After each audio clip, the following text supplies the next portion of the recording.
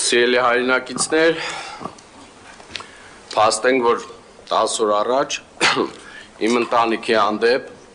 տեղի ունեցած ոտնձգությունը, այդ ճղճիմ քայլը չի ստացել ոչ մի գնահատական։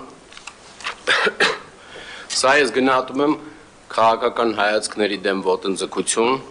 մի քանի թուրմ բռնված թափթփուկների կողմից եւ սպասելու ենք գնահատականի, որը որ 2 շաբաթ է չկա, կա մի ձերբակալված, որը որ ոչ մի կապ չունի իմ հետ։ Սիրելի երևանցիներ, սա իշխանության ուսերին է եւ բոլորը,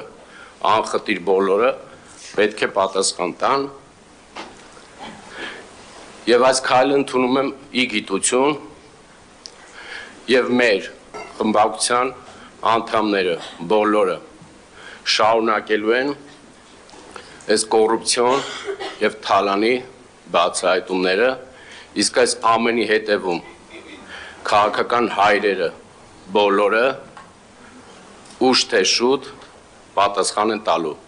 Ես ոչ մի թշնամի չունեմ, ոչ մի անձնական։ Այս քայլից հետո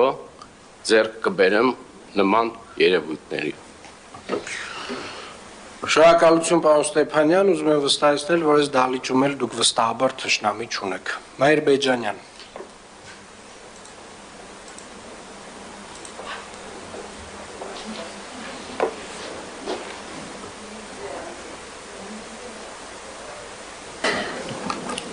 Հարգելի գործընկերներ, սիրելի երևանցիներ,